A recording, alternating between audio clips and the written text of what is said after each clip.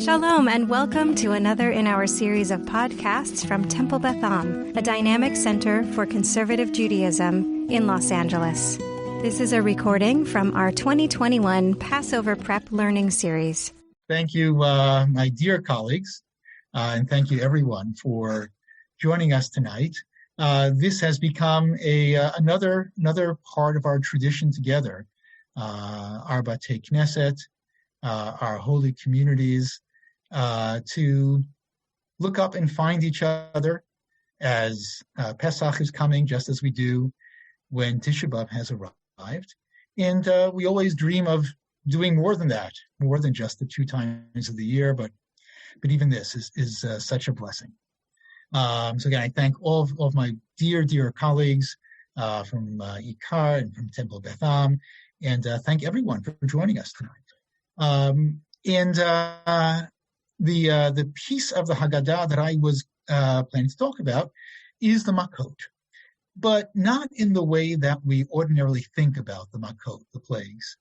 What I'm interested in thinking about together with you is what I'll call the sequel to the plagues, or the second act, or even, if you will, the second coming of the plagues. And I would even suggest that while we are reciting the plagues at our Seder, we can be thinking not only about how they appear in the first coming of the plagues, namely in Egypt, the way we normally understand them, but we can think about and contemplate the message of the second coming of the plagues, which is what we're going to be looking at for a few minutes right now. There is, by way of introduction, a chapter of Psalms of Tehillim that we don't recite very often. It's Tehillim 78. I think that the reason we don't recite it very often is that it's all about how awful we were in the desert. How often did they defy him in the wilderness? Did they grieve him in the wasteland? Again, they tested God, vexed the Holy One of Israel. They did not remember his strength. And the psalm actually lists the blood and the insects and the frogs and the locusts and the hail. And yet, despite all of this great display of divine power, there was something that we just didn't quite get. Once we got out in the desert, it was something that we didn't grasp. And this failure on our part led to our questioning God and sometimes defying God again and again, just because I can't resist. This psalm also contains the verses which proves definitively that we are the biological descendants of those who left Egypt. They spoke against God, saying, "Can God spread a feast in the wilderness? True, he struck the rock and waters flowed. Streams gushed forth. But can he provide bread? Can he supply meat?" Man, those are our ancestors. Any case, the question we're really looking at is, what was it that we just weren't grasping in the desert that led us to continuously defy and question God? And how did the Makot, or more precisely, the show of power that made the plagues possible, how did the second coming of those displays of power try to convey to us this thing that we clearly weren't yet grasping about what our relationship was with God and who we ourselves are? And so what I'd like to do is to first make the case, and this is work done by someone named David Schwartz, whose article I read in Tradition, to kind of to make the case that indeed the plagues do come a second time. And I'll share screen just for a minute or two here, just to sort of make the case. And here it is. Can you see it? Okay. You take a look just at the way that the language the Torah uses. And I'm trying to get this to slide down for me a little bit. Okay. Look at some of the things that happen. First, we have kind of parallel to the force that God used in the first plague, changing the Nile to blood.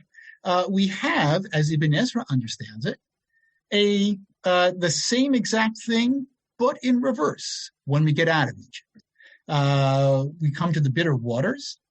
Moses uses his staff, same staff that he used in Egypt, to turn the Nile to blood. And this time, instead of turning the drinkable water into non-drinkable water, Moshe, by God's hand, is able to turn the non-drinkable water into drinkable water. And Ibn Ezra there makes the comment, this is the same kind of force, same kind of power of the first plague. It just happens to be used in reverse. And look at some of the language, the parallel on the right-hand side when it comes to the frogs. Vata'alat Tzfardea, the Tzfardea came up, Vatechas, and they covered the land. And then in chapter 16, there in the box on the left, when we are out in the desert, same language. God causes the quail to come up, Vatechas, and the quail cover the camp. It's that same power that God utilized to produce the second plague is here produced again, as the parallel in language suggests, when God brings the quail for us to eat. And then we have the one or perhaps two, depending on what arog is, two plagues in which God causes insects or swarming things to materialize. And sure enough, the same thing happens when we're out of the desert. When people defy God, leave the manna for longer than they should, thus displaying lack of faith that God will bring manna tomorrow. Sure enough, it is swarming things that fill the leftover manna that shouldn't have been left over. Same idea. The same power that was used before is being displayed again. And finally, the last example, though there are more, the plagues of boils and hail and locust are all kind of recapitulated in our early experience in the desert here as we stand at the foot of Sinai, 7 weeks after we leave Egypt. As you can see on the right side, in the descriptions of the plagues, the boils result from the ash of the kiln, which is thrown heavenward. Continuing on the right-hand column, the description of thunder and hail and fire within the hail that characterizes Sinai, in addition to, I'm running ahead of myself, the plague of hail and of locust. And there in 10:15, that's the darkening of the land caused by the locust. And all of these elements, the kiln, the smoke, the fire, the lightning, the thunder, it all returns at Sinai. And I'll stop sharing for the moment. And the idea is that truly the power that God displays in the Makot is very deliberately recapitulated in our early days and early weeks in the desert. And the idea, I would suggest, of this recapitulation, this sequel, this second coming of the power of the Makot, is that in Egypt, the Makot, the plagues, were intended to convey a simple lesson. A, that the God of Israel has a very clearly articulated will, and B, that the God of Israel has the wherewithal to cause his will to actually become translated into life on earth. That's what the Makot, the plagues in Egypt, ultimately demonstrated and ultimately accomplished. The second coming of the Makot is intended to convey to the children of Israel that now that we are liberated, now that we are no longer slaves, we all step into the role of Moshe. We are now people who represent the clearly articulated will of the God of Israel, the will of the God of Israel that people conduct themselves in a certain way, that societies conduct themselves in a certain way and build the institutions necessary for justice and for kindness to be displayed and to really define who we are individually and socially.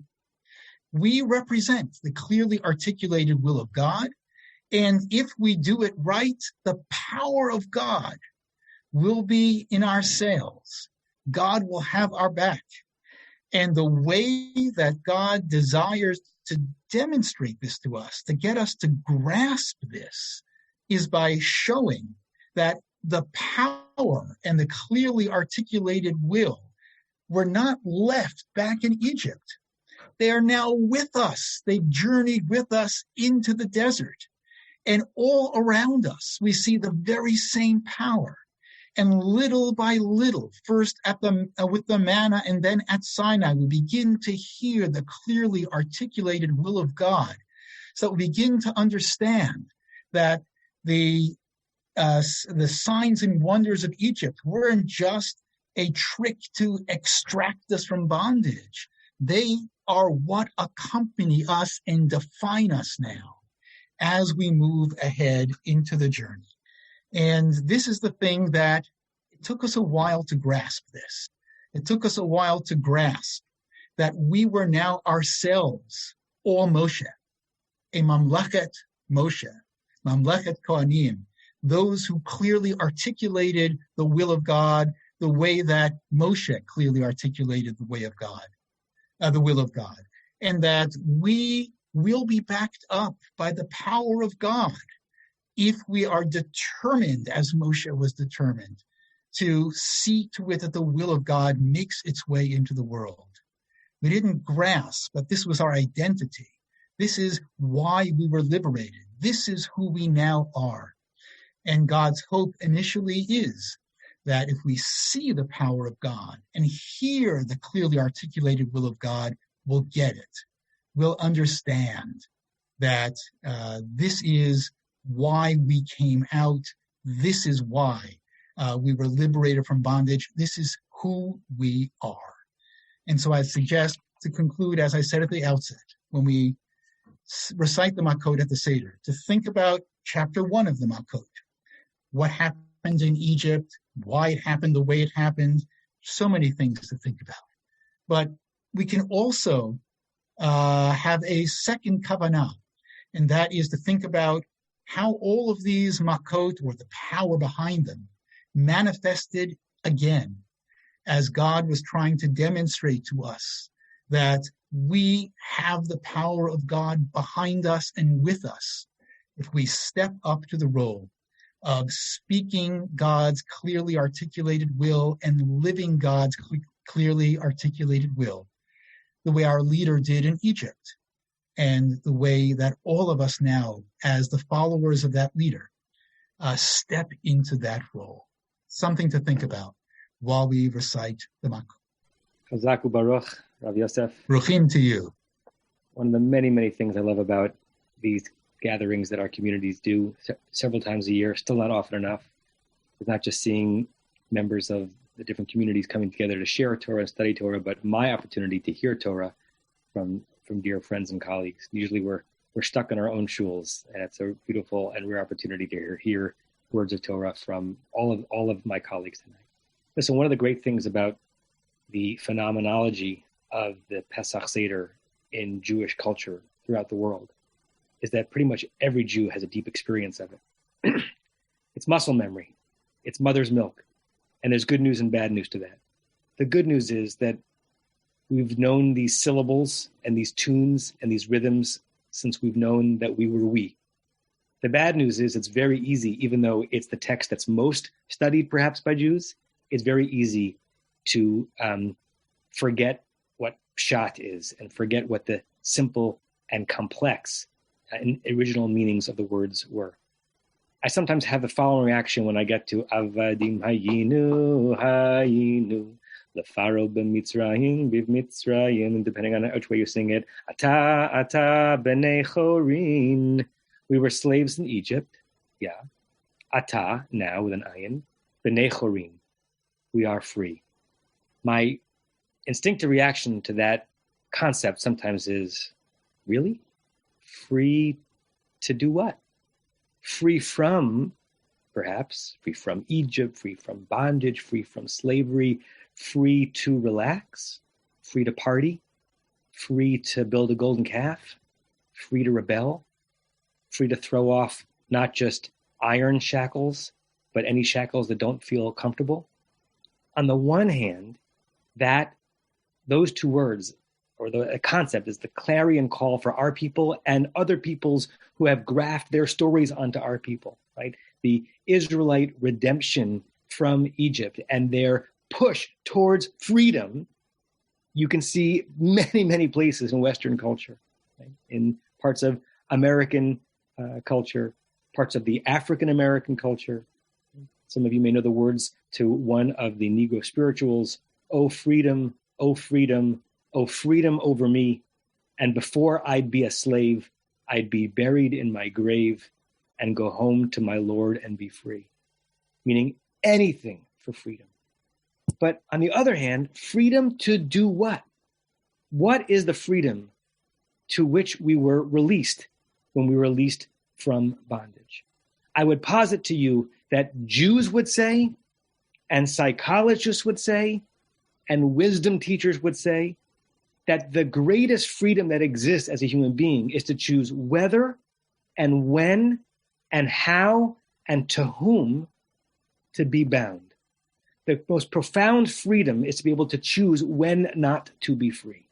And so when we exclaim that we're now free, we ought contextualize it, free to voluntarily be rebound.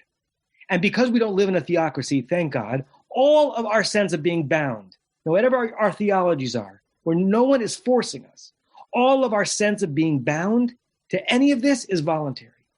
I tell nearly every B'nai Mitzvah family that I talk to in a meeting before the event that there is some joy and some fear and trembling at a bar bat mitzvah, because when we have our parents say Baruch Tarani mi onsho shel zeh shel onsha shel zo, that blessed be the one who has released me of the burden of carrying the responsibility for this person's set of mitzvot, because it's on you now. We mean it. It's on you, young boy, young girl. No one's going to force you. Will you choose with your newfound adult freedom to be rebound? We hope so. I have every couple that I work with towards a chuppah buy and read and study the masterful book by Esther Perel, the New York-based psychotherapist, called Mating in Captivity, a profound name for a iconoclastic book. She said, let's call marriage what it is. It is a captivity. It is a chosen, voluntary captivity. Every I do closes a door to everyone else on the planet. Now, how do we figure out how to have meaning and ecstasy and purpose and endurance and celebration in our being rebound, retethered? One of the greatest things that a professional can do in their life is to work hard enough to earn the ability to sign a long contract, whether you're in baseball or the Rabbanit or a teacher. And there's a wonderful double entendre in the English, because you sign that contract to secure your future, which means to make sure it's going to be possible. But secure also means to fasten, to connect yourself to these folks and these four amot and this set of obligations. And even the four languages of redemption in the book of Shemot, the 6th chapter, that are the basis of the 4 cups of wine and the 4 everythings of the Seder, have a hint of that. V'hotzeiti, I'll bring you out. V'hitzalti, I will save you. V'ga'alti, I will redeem you. V'lakachti, I'm going to take you, God says. I'm going to claim you. It's the same verb that the Torah used for marriage. The 4th part of our being free is to be not free again at Sinai. And even beyond that, the Heveti. There's some people talk about the 5th cup of wine, because 2 psukim later, God says, and I'm going to bring you. I'm going to bring you to a land that's going to bind you historically, bind you with extra mitzvot, not to a land where you can do whatever you want. That's not Torah freedom. Torah freedom is to choose to be bound, hopefully to a benevolent master and find meaning in that servitude for the rest of your life. 2 years ago, our shul had the great opportunity to visit Morocco, and we visited a town called Essaouira, which I'd never heard of. I'm almost embarrassed I'd never heard of it because it was a tremendous center of Torah learning for the Moroccan Jewish community. It was also called Mogadir. And I bought a Haggadah from a Muslim family that operated the Rav Chaim Pinto synagogue in Essaouira with great reverence in perpetuating that local rabbinic tradition. And in that Haggadah, there's a commentary by Rabbi Avram ben Yehuda Koriyat. He was an Essaouiran Mogadiran rabbi who died in 1806. And he says that Avadim Hayinu is one of the answers to the four questions. He says the four questions, you don't have to wait a long time for them to be answered. They're answered rather immediately. And he goes through a long discursus on it. To what question is Avadim Hayinu the answer to? It's the question is, why do we dip twice? Why are there two dipping? Afilu shtei pa'amim. Why do we dip twice in our Seder? And he says the two dippings refers to the two things to which we were enslaved or that made that enslavement particularly onerous and oppressive. Avadim hayinu lefaro, to a person, the Mitzrayim in Egypt. It was the cruel human and the cruel setting, and we wanted neither. And both mattered. Our cruel human in a place that supported us would have been better, and a benevolent master in a place that was oppressive to us would have been better. But we had both of those things to throw off. And so the two tvilot, the two dippings, represent that duality, which means in reverse, if you can be claimed, trapped, imprisoned, tethered to, bound by a one or a concept or a community that uplifts you in a place that fills you up, that's exactly the avdut that we want. So when we sing this year, Avadim Hayunu, perhaps we should put it into that obscure Hebrew present tense for the verb to be, which is never used except in the Adon Olam. Avadim Hayinu, we were slaves. Avadim Hovim, we still are. Let's make it exceptional. Shukach, thank you so much to my friends and my colleagues, to Rabbi Adam Kligfeld and to Rav Yosef Kanefsky, and to all of the teams from all three communities. I'm so grateful for the opportunity to learn with you tonight and looking forward to what is to come after this. I am going to share with you just something that strikes me this year from the Magid section of our Seder. And so I'll share with you, this is going to be a bit, let me put the text in here because I know some of you will want to look at it at on your own time or at your own pace. Okay. So I often think and talk about the story of Yetziat Mitzrayim, the story of our Exodus, as the meta-narrative of the Jewish people, as the core story. It's clearly so central to our self-understanding. It's central to the way that we live and act in the world. It's central to our religious rituals, to the way that we eat and speak. We speak of the Exodus from Egypt not only every year at Passover, not only on Rosh Chodesh, the beginning of each new month, but also every single Shabbat, just as Shabbat is coming in when we say Kiddush. And also every time we daven, we talk about or we allude to or make reference to this incredible story, which holds within it, in many ways, both the theology and the practical application of a story that transcends time and space. So our job during Magid is to tell the story. In the Haggadah, it's told in a particular way, but as Rabbi Kasher often says, sometimes in order to capture the essence of this story, the best thing that you can do is put the Haggadah down and actually tell the story. And so I want to look at one particular piece that comes from the Magid section, and then offer for us maybe a discussion that we can put the Haggadah down for and have with the people who are seated around the table or across the screen from us this year. So here is your source sheet for this piece. Okay, so in the Magid section, that I want to focus on for just a couple of minutes tonight, we share the part of the story that comes from the book of Deuteronomy that says, "And we cried out to the Lord, the God of our ancestors, and the Lord heard our voice, and God saw our affliction and our toil and our duress. We cried out to the Lord, the God of our ancestors."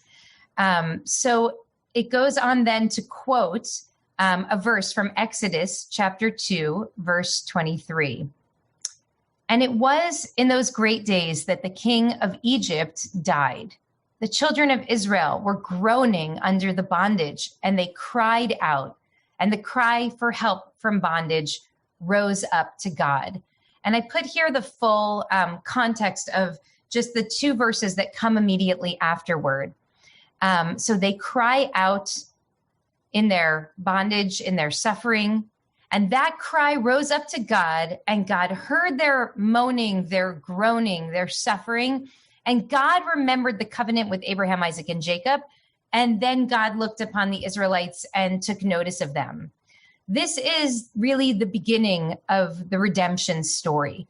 And what I want to look at together with us for a few moments tonight is what's clear here in the story, at least the way that it appears in the book of Exodus, is that there is a connection between the cries that the people shout up to the heavens in that moment and God's response. That in some way, what happened started on the ground floor and rose up and elicited some kind of holy response.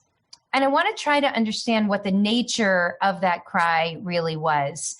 And we're going to look at a couple of different possibilities of what's actually going on there. Is everyone with me on the question that we're asking?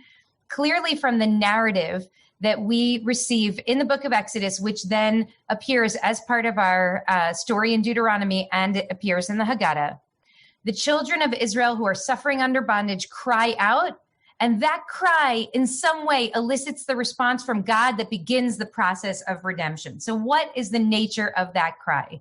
Now, in order to try to understand more about what's actually going on with that cry, the rabbis hone in on one very strange and interesting element of the narrative that we just read. You might even not have noticed it because we're so focused on the cry itself. But in the beginning of the pasuk of chapter 2, verse 23, it says, "Vayehi vayamim harabim ahem." It was after a long time, "Vayamot melech Mitzrayim." After the king of Egypt died, that the children of Israel began to groan under bondage. The rabbis in some way want to hint to us that detail, that this happened after the king of Egypt, after Pharaoh died, is really critical to us understanding the nature of the experience that the Israelites were having and the nature of God's response. So what does it actually mean? Now, Rashi has an interesting interpretation, which actually comes from the Midrash, from Exodus Rabbah. Now, and you may or may not be familiar with this Midrash. What Rashi says is that when it says, "Vayamot melech Mitzrayim," the king of Egypt died, he didn't actually die. That in a way, it's kind of creative language. What happened was he was so sick from leprosy that it was as if he was dead, right? He was knocked out from this illness. And what happened? Because he was suffering so badly, they actually would kill Israelite enslaved children so that he could bathe in their blood, thinking that would be a cure for the disease that he was suffering from. I just want you to think about this for a moment, because the kind of humiliation and horror and degradation and cruelty that our ancestors suffered as enslaved people in the land of Egypt, the kind of cruelty that any people suffer as an enslaved nation, it is so profound and so horrific that it's hard for us to even imagine it. And yet this kind of boggles the mind in its cruelty, that he's sick and he's suffering from his illness. So he takes the babies and slaughters the babies so that he can bathe in their blood. And why is Rashi telling us this? Because somehow that level of cruelty was what was so serious, so severe that it led the people to cry out. And that actually awakens God to what they were struggling with and suffering from. But Ramban doesn't want to have any of that. Ramban says, this is just a midrash. This is not what actually happened here. And he says, instead, there's another understanding of what was going on and why the text in Exodus actually starts by saying, Vayamot melech Mitzrayim. It wasn't that he was sick. It was that he actually died, that Pharaoh actually died in that moment. And the moment that Pharaoh died is the moment that the Israelites for the first time cried out. Now, why would they cry out when Pharaoh dies? And the answer, he says, is this. In line with the plain meaning of the scripture, it is to be explained that the custom of all subjects of a wicked tyrant is to hope for and look forward to the day of the tyrant's death. But when the Israelites saw that the king died, they wailed bitterly. Why? Because they couldn't believe that someone else would come into power who was even worse than Pharaoh himself. And yet that's exactly what happened. Instead of their suffering ending when this evil man finally died, their suffering only persisted. And Ramban argues that it was that experience. It was that experience that made them finally cry out. And he quotes Ezekiel saying that their hope is lost. They held on to the hope that the minute this administration ends, things will be okay for us. But it didn't magically transform. There was still pain and there was still heartache. And that's when they became so dispirited that they actually lost hope. So for Ramban and also for Bechor Shor and for others, that cry that they offered in the book of Exodus, that was actually a cry of despair. What God heard was the people despairing that things would ever get better again, because all they knew was that this person, this external force, was responsible for their suffering. And so one day that external stimulus would be gone and we would be okay. And then even after he died, they realized that they weren't going to be okay. And so they cried from despair. But I have a problem with this read that I want to share with you, and maybe you do too. And the problem is that this is not a moral message. There's no moral message to say, give up hope, and then God will show up for you. Give up hope and cry out, and then the Holy One will appear, and together you'll walk toward redemption. That is not a moral message. So Ramban here, he may have preached, but this was not a sermon, because you can't tell a congregation that the only time God will appear is when things get so bad that the tyrant is bathing in the blood of your children and you lose all hope, and then finally redemption starts to come. So instead, I just share with you the beginning of this text that comes from Mea Shiloach, from the Ishbitzer Rebbe from 18th century. Instead, he says the following. And the children of Israel sighed from their labor. They groaned, they cried out, and their groaning rose up to God from their labor. He says, at this moment, the salvation actually began. Once they started to cry out, then immediately their groaning rose up, meaning that their groaning catalyzed the salvation. We know this already because it's clear from the Schatz of the text in Exodus that their groaning, their crying out is part of what prompted God to respond. But then look at what he says. For until this moment, they had not been awake to scream and to pray. And because the Holy One desired to redeem them, therefore the scream was awakened within them. This is the beginning of redemption, when a person is aroused to scream to God. The Mea Shiloach is offering a very different understanding of what it takes in order for God to be awakened and God to be aroused in order for the redemption to start. It's not that we get to the point of despair. It's that we wake up enough, that our moral imagination is stirred up enough through all of the anguish that we cry out, not with despair, but instead with hope. When we cry out with hope, then God actually responds. I have on the text, and you can look at it later, a story that I love so much that comes from Rachel Naomi Remen, who writes this beautiful books. This one's from Kitchen Table Wisdom, where she tells the story about being a child who was struggling with illness when she was 14 years old. And one day she's walking down the street on Fifth Avenue in New York City, and she sees the most astonishing sight, which is she sees two blades of grass that are growing through the sidewalk in New York City. Have you ever seen such a thing? And it takes her breath away. And she realizes that's power.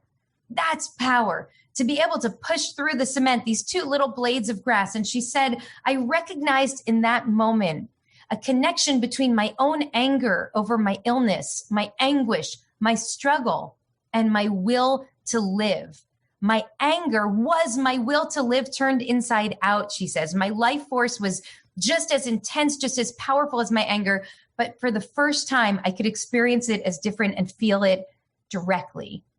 The reason I want to share this with us, especially this year, as we go through this time, is because we absolutely have to understand that our grief, our anguish, even our anger can actually be a sign of our will to live, can be a sign that we are waking up, that our moral imagination is being excited, enlivened, enriched in this moment.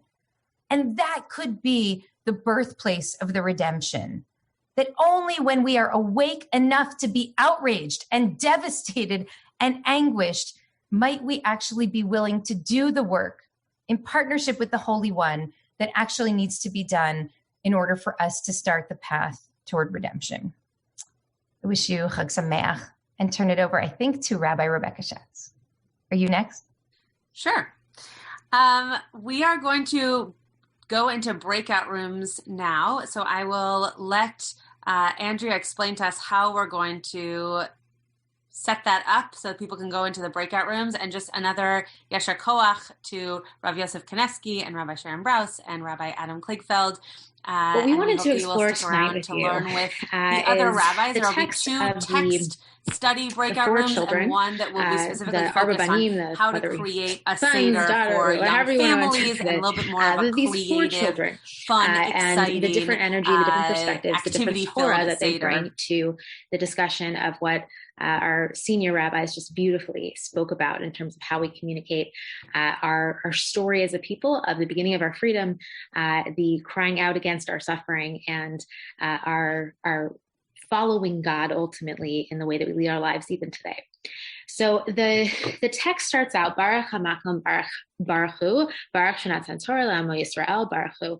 So we're so grateful to God. Blessed is God who has given Torah to the people of Israel. Blessed is God. Keneged Arbah Banim Dibra Torah. Against, in relation to, through 4 children, the Torah is spoken, or we hear the Torah speaks. Echad Chacham, v'echad Rasha, v'echad Tam, v'echad She'einu Yodei Lishol. So these are the 4 children we're familiar with: the wise one, the wicked one, the one who is innocent, and the one who doesn't know how to ask questions to begin with. And one of the things that jumped out to Rabbi Schatz and myself this year in looking at this is this highlighted part.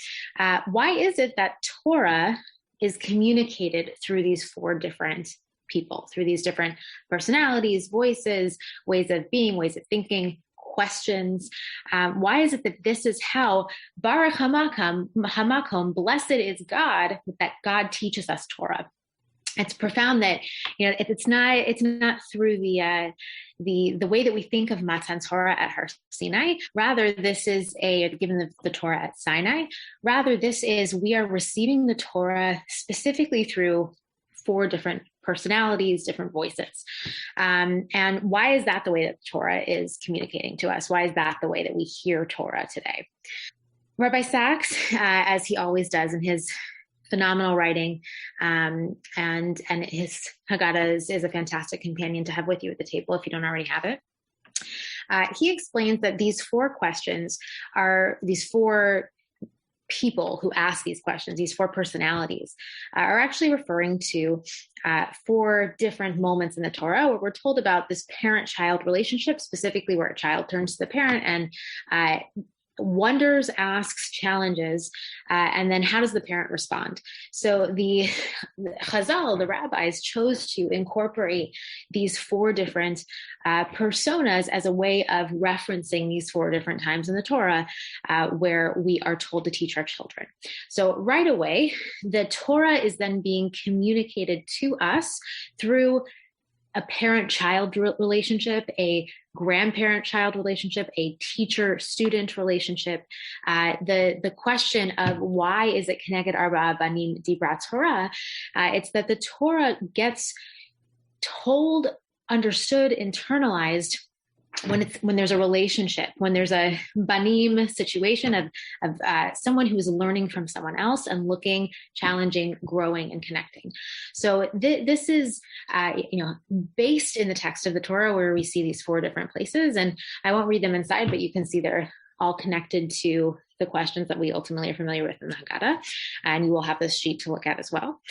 And so what I wanted to present as we begin this exploration of the 4 children is to wonder why it is that we find Torah in relationship, meaning that Torah is not something that's done exclusively intellectually. It's done in dialogue. It's done in conversation. And I love how Rabbi Brous and Rabbi Kasher were communicating that we sometimes need to step away to really see what's going on. That we find Torah in personality, in the different stages of educational development, in I think most profoundly right now in realizing that each of us has these moments of questioning, these different personalities and voices, and asking how each of those voices is also a source of Torah for us. So how is my Chacham, my Rasha, how are those voices going to reveal more Torah to me this year? Because that's how the Torah is spoken, is through each of them. None of them is cut out, including the Rasha. They're a part of the revelation of Torah in our story of freedom and in our story of being a people. So this is where we will begin, and I'm going to turn it over to Rabbi Schatz, who's going to explain, giving visual aid to this concept. I loved how you just explained that we need each of the different children to be able to hear that Torah, right? We can't just be the Chacham, it also needs to be the Rasha. It can't just be the Tam, it also needs to be the child who we prompt, or really even the adult who we prompt to ask those questions.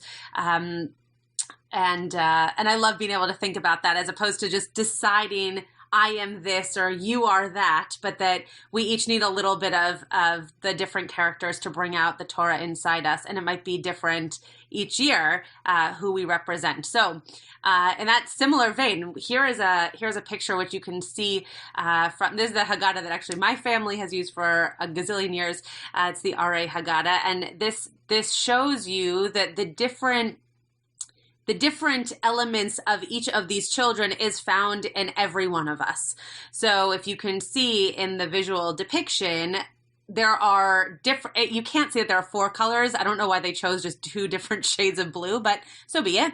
There are 4 different colors, and each person, each human depiction here has each one of those colors within their goof, within their body. So one of them has, orange as their body, the other one has orange as the torso, the other as their legs. And it just shows us how the different parts of us that are maybe thinking more like the Chacham, as opposed to acting more like the Chacham, we do have each one of these children going through us at all times. It just depends on how we utilize that which that child depicts. So if we're walking in the world unaware of that which is around us and not helping to heal our world, it's possible that we aren't the Chacham in our legs, we're the Chacham somewhere else.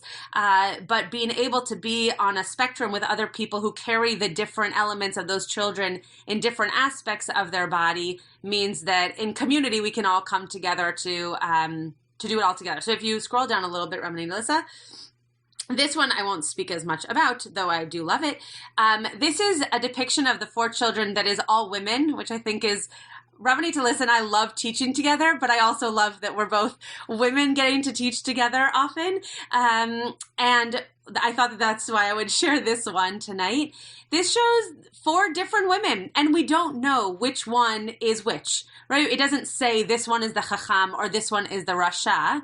It's just 4 different women in this illustration, and you get to decide for yourself, maybe based on who you feel like you are in this artistic rendering, which one is which, right? It doesn't matter that the woman wearing the kippah in your mind might be the Chacham. To someone else, it might be She'eno Yodea Lishol, the person who doesn't know how to ask, right? So you are able to mirror yourself in this picture and decide, this is how I see myself as the Chacham, the Rasha, and so on.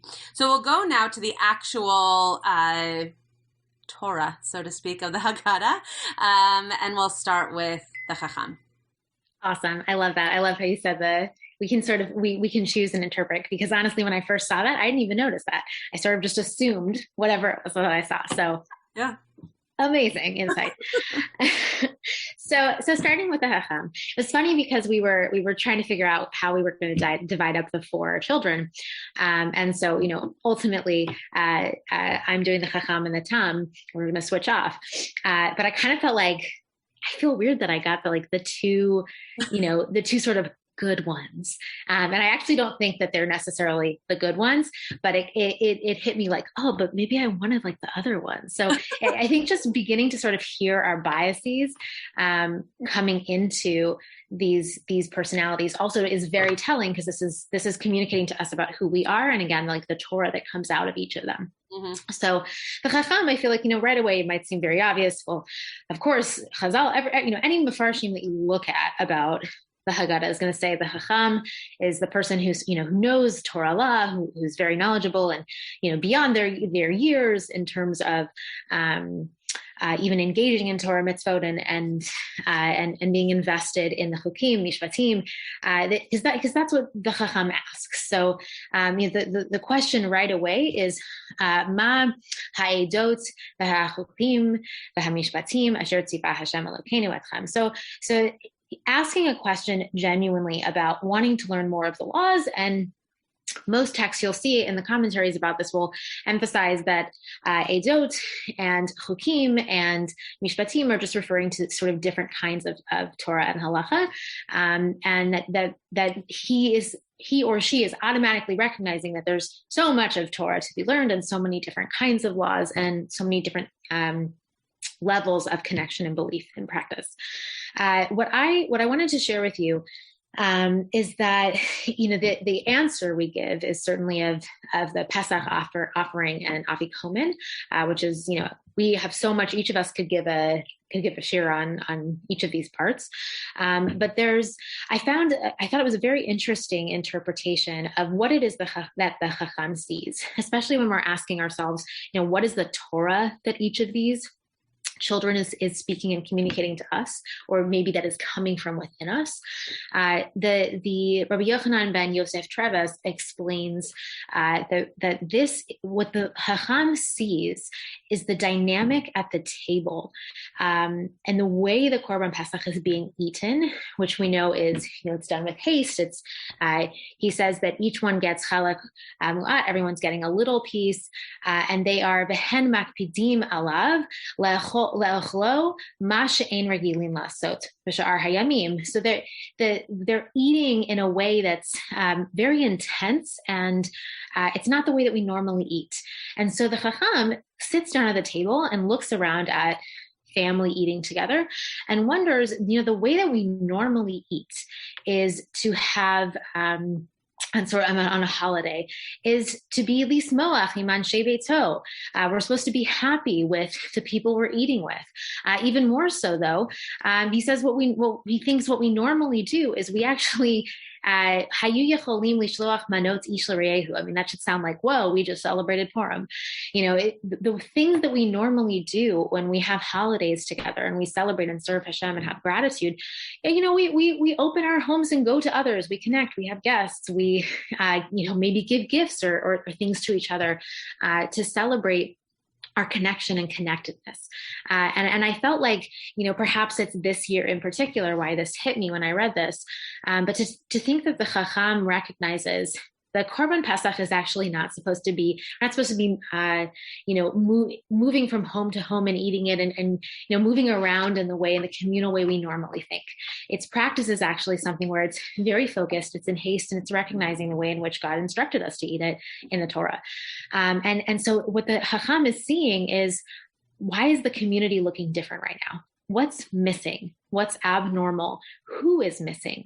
Why are things different? And what is it that I love about shared community and connection? And what is it that I can learn also from being on my own in a small space with my family? What is it that I can learn? So you can hear as I'm saying this, so much of this year stands out because we've had to ask ourselves these very questions. And part of what I think the wisdom and Torah of the Chacham can be is looking at the way in which we're interacting as a community and in our homes and trying to find value in what we might be used to, and also with what's supposed to be jarring and different to help us feel aroused to have redemption and to create and bring redemption. And interestingly, it's not what we would normally do. It's not the communal feeling. So perhaps maybe this year we access this Torah of the Chacham in a different way. The last thing I'll say on the Chacham before we move on is that there's a beautiful Haggadah from Rabbi Shlomo Riskin, and he emphasizes that what the Chacham is, what the wise child is not only bringing is, of course, this the wisdom and knowledge that he has in intellectual questions, but he's also, Rabbi Riskin explains that the Chacham represents additionally what the Chacham can learn. So, I said did I, the good one, but there is something that the Chacham may not see. He or she sees something at the table, but what else is there? What's the growing potential for this person?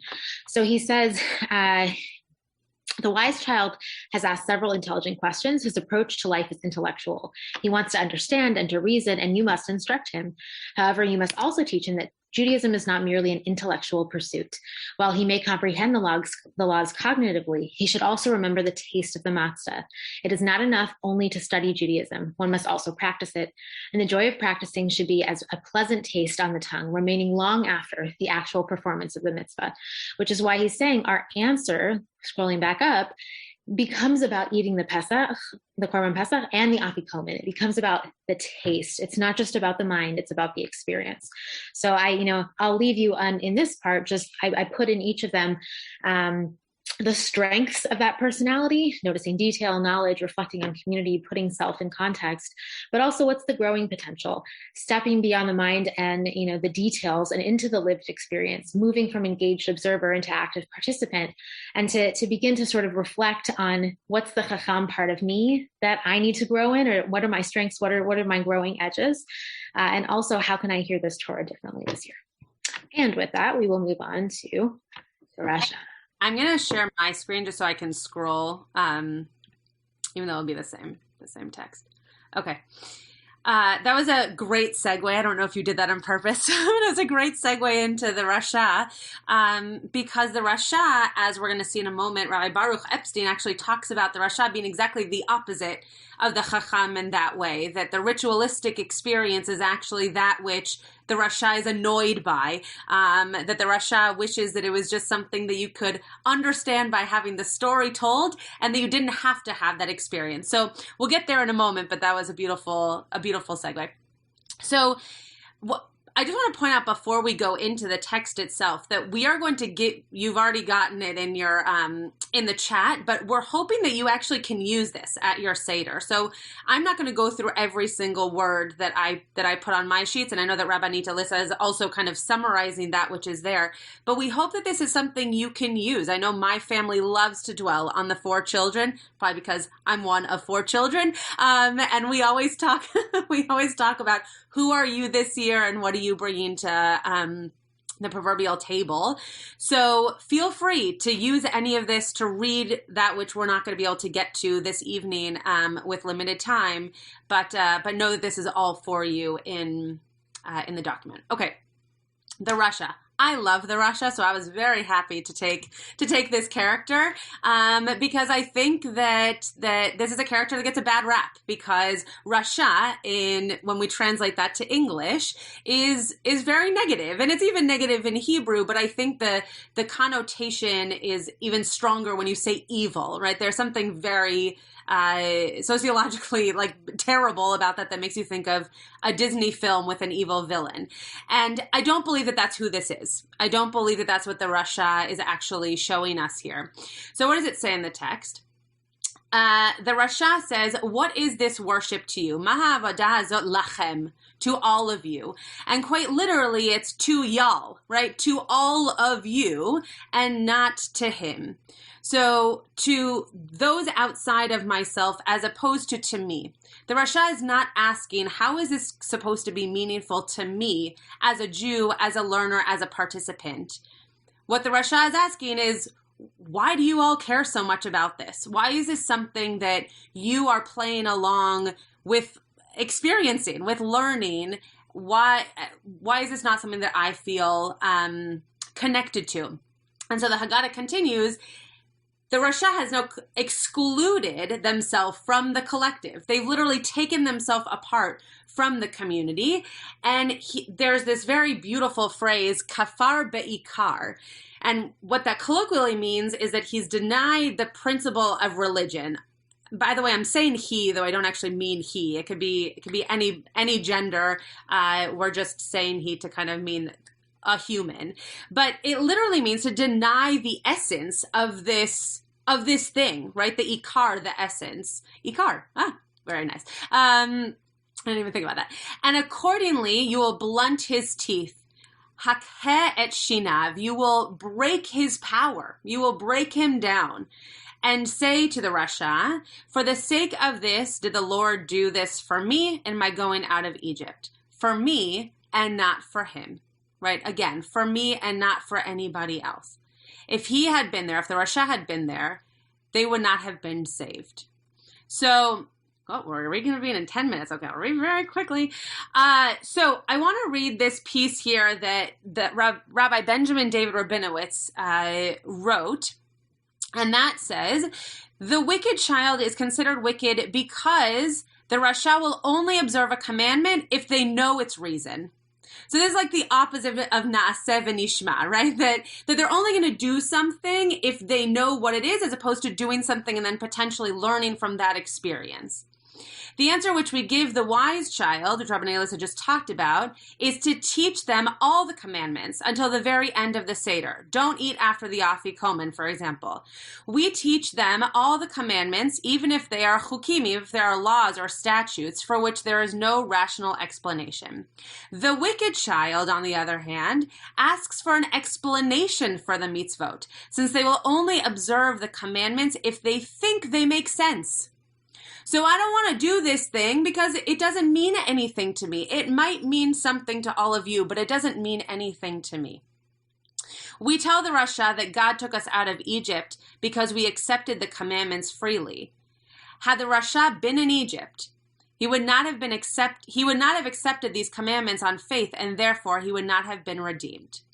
And this last little piece that I'll read to you that I love, and it's from Psychology Today, which I know is kind of like I don't know. You can judge me in any way you want, but I thought this was a beautiful piece. The path from the Tam to the Chacham, from a simple to a more mature faith, passes through the Rasha. The Rasha is a form of differentiation. The Rasha is the son, the character in the play who differentiates from the path of sincere faith by saying, in essence, I'm not part of this. I require myself to assess whether this is for me or not. Differentiation is a well-known process in human development, common in teens, but important for adults as well. It's the edge that helps us to mature. In spiritual development, differentiation is a critical component to a faith embraced freely, and not just by habit or necessity. So when we go to the next character here, I want you all to think about how we each have within us a little bit of this Rasha. Because this year, as opposed to last year and as opposed to next year, something just isn't going to sit with you. maybe a part of the story isn't as meaningful this year as it was last year, or maybe an element of the Seder just doesn't seem to be relevant. So figure out the way that something else can have more relevance, that you can enhance a different part of the Seder, that even if you are taking yourself out of a part of the Seder that isn't for you, but it's for everybody else, that there can be that element for you where you feel like you're really digging your heels in. You feel connected to something, and that you don't take yourself away from the community, from feeling like those around you are getting something out of it, but you're not. Figure out what that part of Rasha is for you, and then enhance a different piece to be able to work on that element. Do you want to share your That was amazing. Yeah, that was amazing. I love that, to sort of like run right into that part of ourselves, and then, tackle it straight on. The Tam, and I'll be brief with the Tam, though I certainly encourage you to read inside here more deeply. But since the Tam is brief, the Tam asks the question of what is this? And I thought it was so interesting that, again, the same rabbi explains that the Tam is actually considered wise to the She'eino Yodea Lishol. He's seen as wise for having the ability to ask, and then he asks in a way that is open and willing to hear, without any sort of mocking attitude. And he's definitely not a Rasha. So he seems to be, we hear this communication of him being viewed by the She'eino Yodea Lishol as the person who is wise and not wicked. And Rabbi Riskin also emphasizes the Tam as someone who is, we often sort of give simple-mindedness, or give him or her a bad rap for being simple and pure, as the word Tam is often translated. But rather, this is someone who somehow manages to have his or her foot in all the different areas, with genuine curiosity and wholeheartedness. And that, I think, going back to this idea that Torah is communicated through these four different personalities, in ourselves and in others. I love how Rabbi Riskin embodies this. So he says, the term Tam connotes honesty and forthrightness, and Yaakov Avinu, Jacob, was described as Ish Tam. And, it's interesting too, because he says that he's someone who has no deceit and no disingenuousness. And he's also someone who really struggled with that too. So he had the Tam part of himself, and the part that then had to face what is not Tam. And then he says, Rabbi Nachman of Breslov insisted that he spent all of his life attempting with every fiber of his mind to achieve Tmimut, the root Tam, religious naivete and wholeheartedness. In the deepest sense of the word, Tam represents in the writings of the mystics the very highest level of religious consciousness. So, now you're thinking the Chacham maybe was the best one, but really the Tam is, this is someone who is, who has sincerity and eagerness to do God's will, as well as to truly love and serve one's fellow man. This simple child, then, according to Rabbi Riskin, and I also would say also to Rabbi Trebeth, is that this is the one that needs to be elevated in a way that we otherwise would never think to. The simple in life is actually where the most wisdom might be. And I think, again, thinking back to this year and all that we've been through, getting down to the bare bones of who we are and what we need, going to the simple, and having somehow religious naivete in the midst of the reality that the Rasha sees and that even the Chacham sees. How can I still hold on to this purity in my soul, to believe, to have faith, to hope and have optimism? That is the Tam. So again, I put, genuine curiosity is strengths, willingness to ask without judgment, wise in his or her own way, has positive religious naivete, and is pure and whole in the truest sense. And I would encourage you to sit at your tables and wonder, what are the real strengths and what are the growing edges for these characters? What are the drawbacks of that religious naivete, and what knowledge and lack of connection might this person also be feeling? So with that, I'll turn it over to you to finish us off with She'eino Yodea Lishol. Right. So I would say, similar to the Tam, that She'eino Yodea Lishol is actually the one that you want to be at the Seder, because you don't come in with any questions, and therefore you don't come in with any answers. You come in wanting to learn. You come in someone who is thirsty for that knowledge. And if you are the person who is she'eno yodea lishol in this moment of the Seder, that doesn't mean that you're the person she'eno yodea lishol for the entire Seder. You might not know what is going on in this moment of the Seder, but you might have a beautiful piece of Torah to teach us about karpas, or a beautiful chiddush to teach us about why we have korech, right? Not everyone comes to the table on Passover or at any point in our lives knowing everything. And so you need to be able to say, she'eno yodea lishol. And with 55 seconds to go, I will just say that what is in red here is that the Rasha and the she'eno yodea lishol have the same piece of Torah. And so I hope that without telling you why that might be, I hope that you can connect those two. What is it that the Rasha is missing out on from not getting the full picture? And what is it that she'eno yodea lishol needs us to open up for them so that they can have the full picture of the Seder? And invite someone to your Seder who is a she'eno yodea lishol, because it makes your Seder do exactly what Passover is supposed to do. It makes you ask questions and you have to give answers. So I hope you have a Chag Kasher v'Sameach, and we will come together to close in just 7 seconds. Well done. Yasher kochach. Thank you all. Well, welcome everybody from the IKAR and B'nai David Judea and Temple Beth Am communities, and people who may have joined us from elsewhere as well. We are going to do a little bit of tag teaming learning. We're going to take a look primarily at 3 sources together and start with a little bit of reflective stuff on the position that we find ourselves in this Pesach. The jumping off point that I'm going to take us from actually comes from the text that Rabbi Kligfeld was looking at, which is at the start of the Magid. I don't know if you all have Haggadot kind of hanging around your tables and desks this time of year. I do, as I think through this season and this year. One of the most fascinating things about the Seder is how some of the liturgy, oh, my cat's saying hello. Hello, this is Oscar. Oscar, you're kind of interrupting class, my friend. This is my Israeli cat. We adopted him 10 years ago from Jerusalem. Friend, yes, goodbye. So anyway, I guess he's making an appearance. So what's so fascinating is how we can have these texts that we hold so dear to ourselves and don't appear actually in the Haggadah itself. I think of it as the Midrash equivalent of the Torah, right? The story that we all learn about Terach and Moshe and the idols that's not actually in the Torah, right?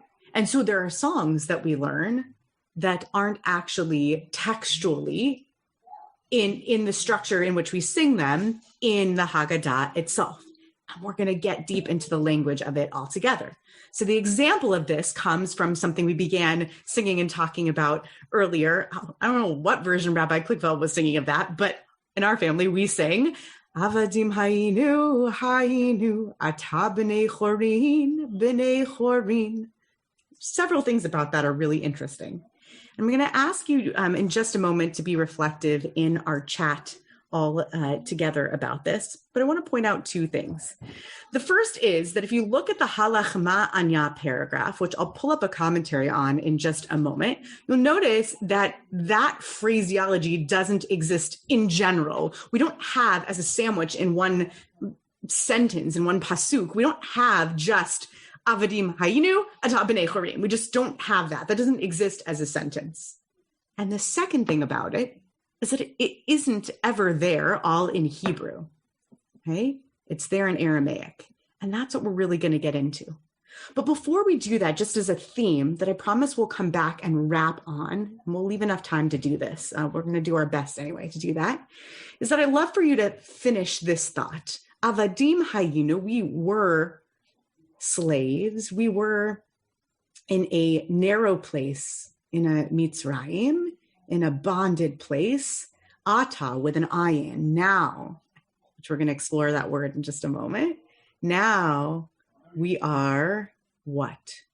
Where are you right now? Do a self check-in and pop in the chat a word or a phrase or two. Where are you right now? Vis-a-vis the pandemic, the world, spiritual check-in moment. Where are you?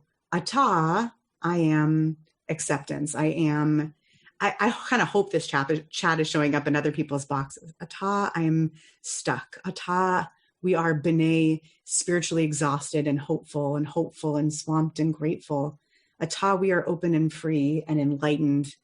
Ata, we are tired, exasperated, cautiously optimistic. Yes, amen, present, guardedly optimistic, worn out, hopeful. Yes.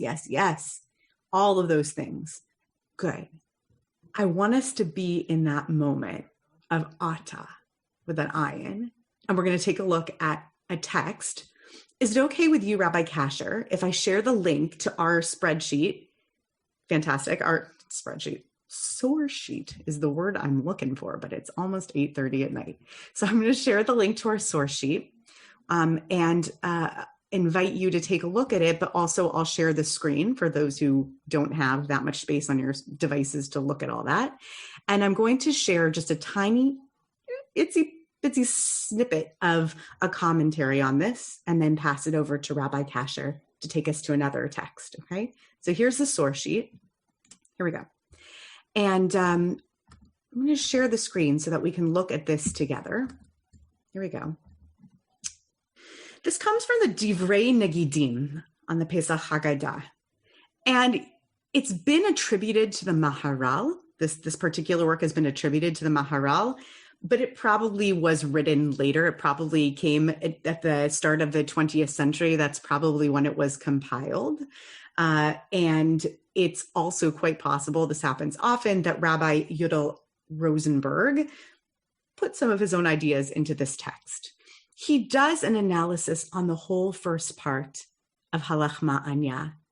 And I invite you, if you want to have some great stuff, this was our idea, right? Like, Hareze Meshuvach. If you want to dive into this later, Rabbi Kasher and I invite you, take this text sheet, go into it. That's wonderful. It could be your Pardes, get into the sod of it.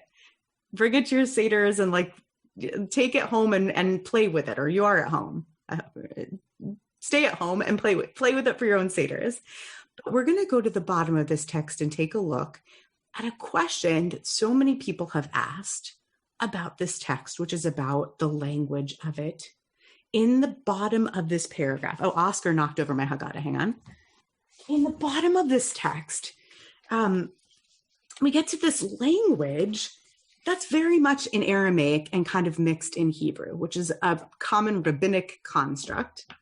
And we get to this Lashana Haba'a Be'ara de Yisrael Hashta Avde Hashta. We're going to look at it in just a moment. Avde, that's like Avadim. Lashana Haba'a V'nei Horin. And in the year to come, that's a little bit probably Hebraicized, though they're going to argue differently, these commentators. V'nei Horin, free folk. So we're going to look at this, and I'm going to give you my translation of this, and you can make your own, and you can chat me if you want to translate it differently. I love that. Hashta, Milashon Talmud, Hashta Itna, Milashon Achshav. They want to let us know that from the language of the Talmud, Hashta or Hashata is a lashon. It's a language of nowness, immediacy. Okay, like ata. She'ein lomar hashana, hacha, hashana, avde. You don't want to say hashana, and they didn't use the word hashana in the first part, this year that we're slaves. She'ulai niske od bashana hazot lihyot b'nei orin be'eretz Yisrael. Because maybe we're still going to have the zechut this year. Maybe we're still going to merit even in this year. We should hope that we should merit even in this year. Ulfichach hashta ein mashma kolkach perisho bashana hazot rak le'ata. It's really not about bashana, that meaning of hashta now. It's not about this year. Ella, it's really about this 8 of ata, about the nounness of it. And so this Aramaic lends this amazing twist, this amazing ta'am, this taste of language of nounness.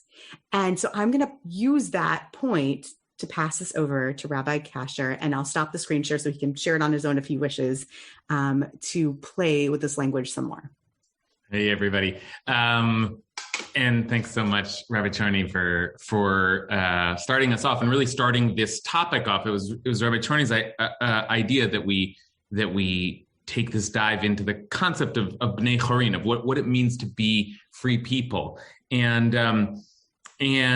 she brought it up in the initial meetings that we had about this gathering. And I thought, oh my gosh, I started to think, well, where does that freedom go? Like, what do we, freedom, right, freedom, we become free. What happens with that freedom?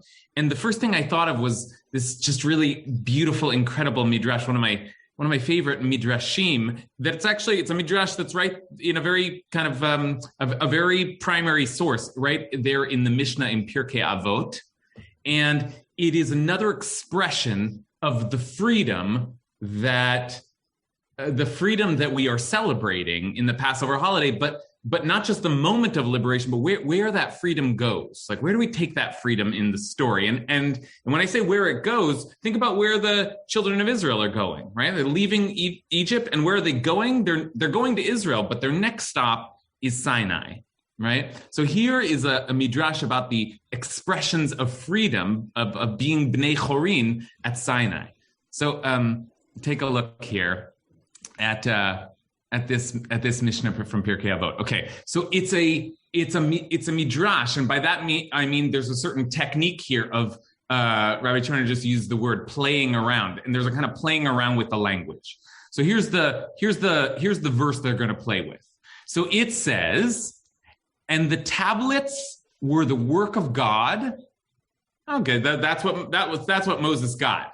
This is Parshat Kitisa, and the tablets were the work of God, and the writing was the writing of God inscribed upon the tablets. Moses went up there to the mountain, but God's the one that carved in the, do this and don't do that, right? It was God's writing.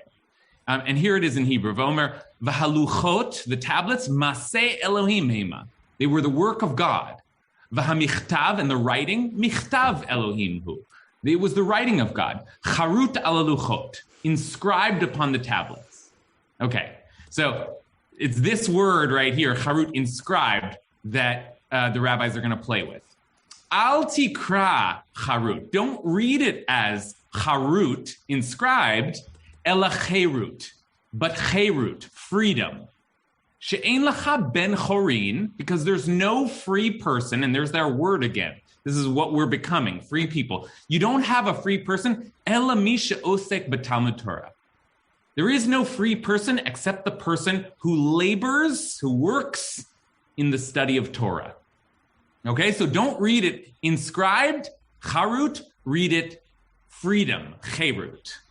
Okay, so let's just for a second, just to understand what we're doing here. First of all, just to understand the midrashic technique, this is a classic. They do this sometimes. As they sort of play with the language of the Torah, one of their tactics is to revowelize. Okay, so yes, because remember, after all, the scroll of the Torah is not written with vowels. So they say, yeah, it looks like in context it means inscribed. But if you vowelize it differently, you get the word freedom, and boom, now we've really got something magical happening, right? Well, what are they saying? On some level, they're saying that freedom was on the tablets, right? Freedom is embedded in the revelation. But okay, so that's like that's the linguistic piece. But okay, what's the message here? Because actually the claim is strange. No one is free except for the person who labors, who works, and it's like paradoxical. You're not free unless you labor in the study of Torah. Anyone got a hit on what that means? What is it? That doesn't make any sense. You're not free unless you study the Torah, unless you work hard in studying the Torah. What's the message there? You want to offer an interpretation? Because it doesn't make any sense. Like, I should be free not to study the Torah, do whatever I want. Anyone got to read? Noah, what about you? I'm thinking it's talking about that they were just freed from a narrow place, so it's like expanding your mind.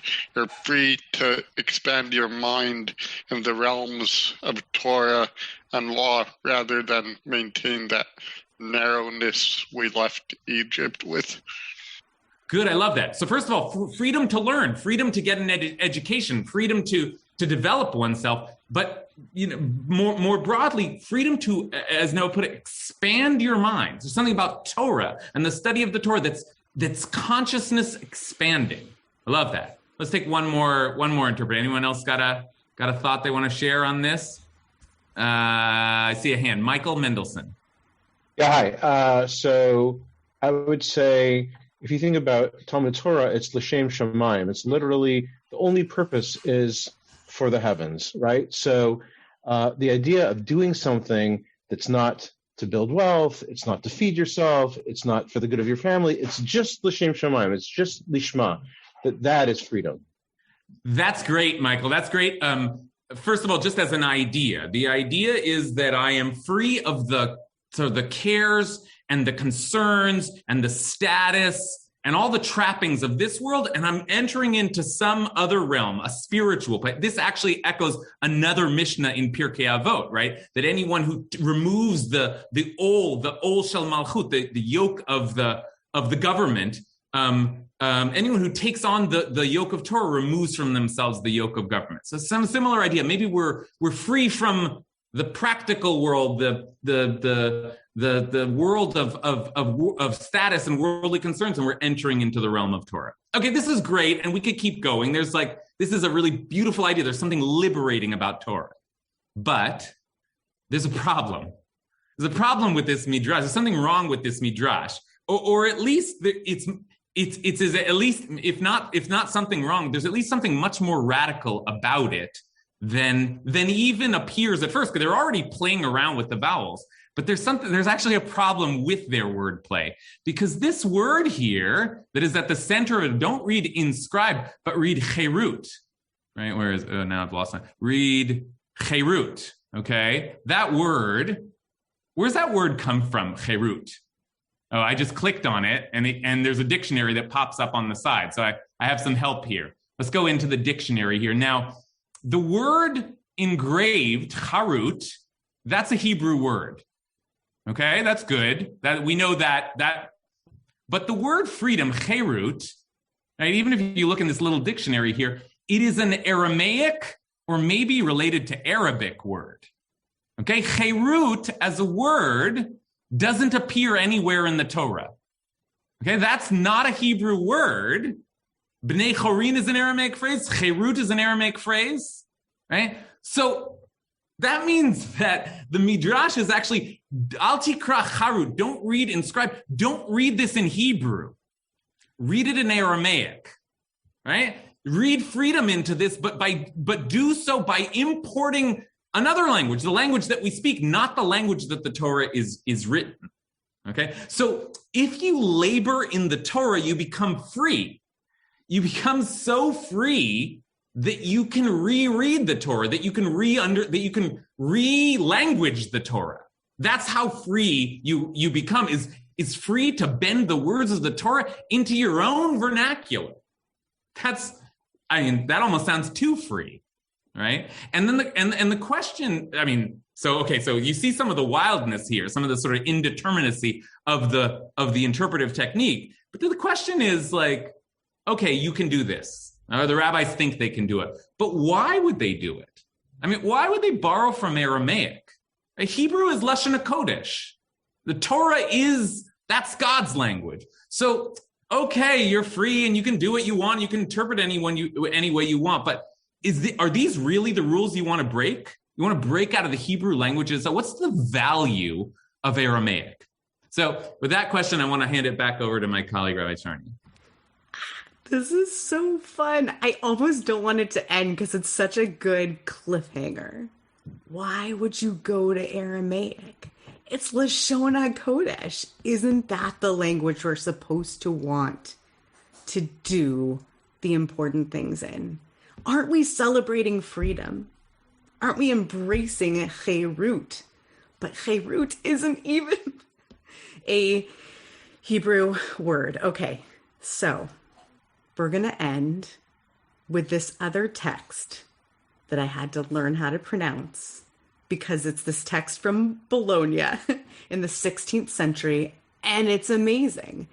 And it's in Aramaic, so it's very meta. So we're going to pick through it together, just the end of it. Again, if you want to go through the whole thing, have at it. We can cover on it on our own time, but I'm going to share it with you on the screen. And then if we can try to leave some time for questions, but we're going to return all together in 9 minutes. I want to keep plowing through this so we can get to the end of our point. Okay. You can put questions in the chat. Maybe I can try to get to them.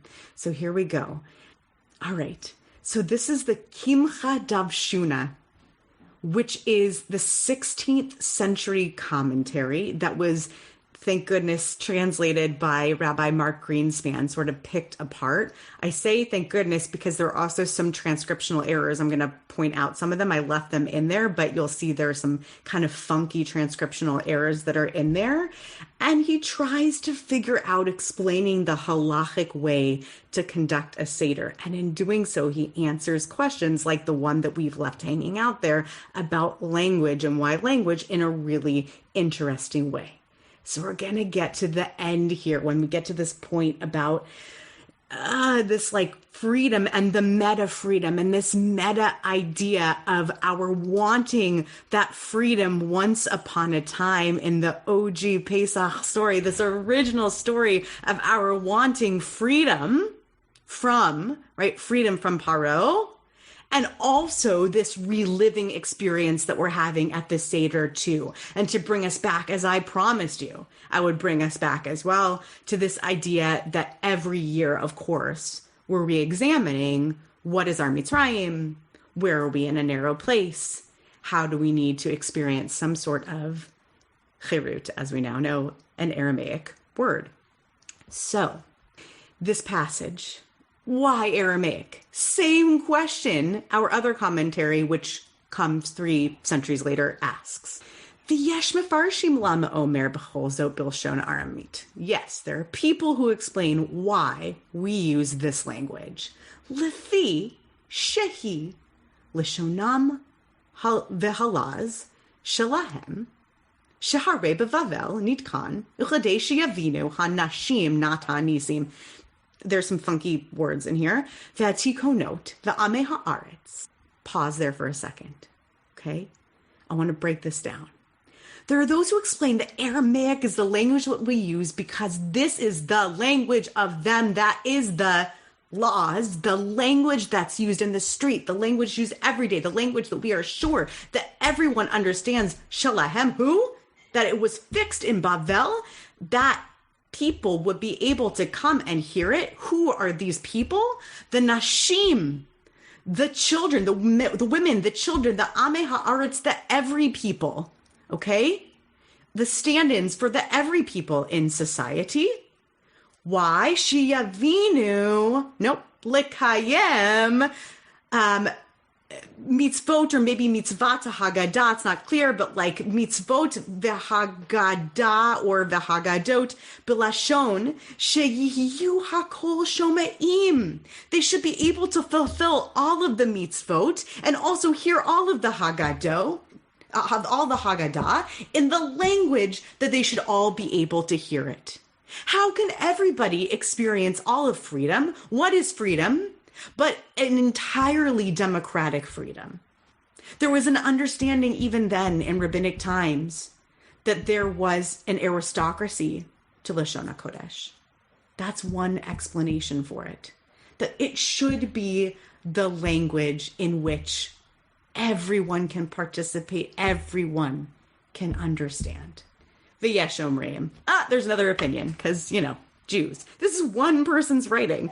I love that about Jewish text, right? But there are other people who say, so one person, many opinions. V'yesh omrim. There are other people who say something else completely different.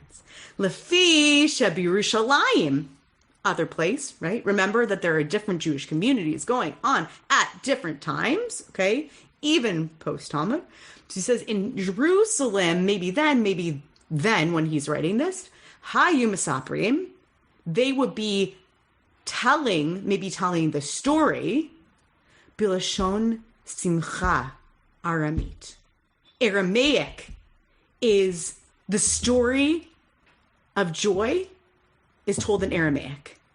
It's the language of joy. Aramaic is the language that you use when you express something perhaps in joy. I loved what Rabbi Kasher said. Sometimes it's good to bring things back that you discussed in Chavruta. I love that Rabbi Kasher said when we were studying this together, can you imagine like you go about your everyday trying to speak in one language, but maybe, when you experience like incredible pain or incredible joy, you just sort of find yourself like shouting out in Yiddish or something, right? Like there's just a language that you need to express the most basic and core and soul-wrenching feelings. You express it in that, right? Yeah, the language, if I can tack onto that, the please, language I remember from, and I don't remember who it's from. It's like one of the early Israeli kind of pioneer figures, but it was like someone who was steeped in Hebrew, like Chernichovsky or something like that. But said, speaking in Hebrew is like eating with silverware. But speaking in Yiddish is like eating with your hands, So it's like that kind of freedom of like, I could really let go, Yes, thank you. Yes, exactly that. That's so much better said than what I just said. Exactly. It's so expressive. It's like, yes, it's like eating with your hands.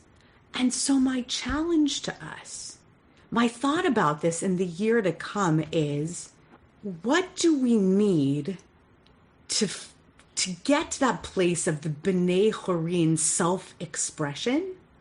What do we need to allow ourselves to express in that place of slight sacrilege that's no longer in the space of, Lashon HaKodesh, but that needs to be shouted out and expressed from that place of baseness because it is the Lashon Simcha.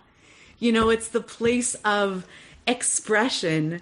And it's just this thing that needs to be shouted.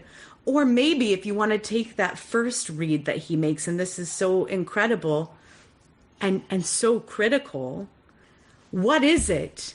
Even when we reach, and especially when we reach that place of B'nai Horin and freedom, that we cannot leave behind us the extraordinary equity that we have achieved in this time of pandemic. We certainly cannot be any less equitable as communities, less accessible as communities than we have become in this time, than when we've begun to pay attention to.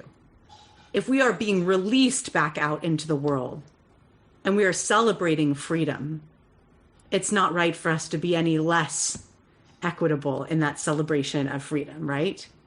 So those are two possible reads for you and reasons to believe deeply and to celebrate that Aramaic that shows up there. But I still give you permission to sing Avadim Hayinu, Atah B'nai Horin in Hebrew, because it's just fun, and maybe, like the Mishnah and Tosefta bait us, it's a reason for you to say, aha, but that doesn't actually appear in the Haggadah text. And let me tell you a story about that. And that's what Rabbi Kasher and I wanted to do for you. I wanted to trouble the waters a little bit on that language and encourage you to think a little bit more deeply about that cherut and how it wound up in that Haggadah. Rabbi Kasher, do you have anything else you want to say to these folks before we regroup into communities, other than how awesome it's been to be with everybody tonight? Just that this is what we're shooting for. This freedom of consciousness. This freedom of speech. This freedom starts as liberation from physical bondage, but it goes forward and becomes something more, a way of looking at the world, a way of being in the world, and that's what we're striving for as we head towards Passover. Is that consciousness of being B'nai Horin, of being like really, really free people, free to think, free to speak, free to sing, free to express ourselves. That's the kind of full freedom that this initial Yetziah Exodus, it was always catapulting us towards. So may we get there. Yes. I I love that, and to be just conscientious about it the whole way through, to feel it all the way through. And thank you for taking the time to study these holy texts with us. It's this, I miss drinking bad coffee with you all, but I'm glad that you joined a Zoom room to do this with us. And thank you, Rabbi Kasher, for the time that we got to spend learning these texts. Thank you. Thanks for the topic. Thank you all for joining us tonight. You have been listening to another in our series of podcasts from Temple Beth Am, a dynamic center for conservative Judaism in Los Angeles. If you enjoy these podcasts, we invite you to write a review on the Apple Podcast site or wherever you get your podcasts. For more information about Temple Beth Am Los Angeles, go to tbala.org.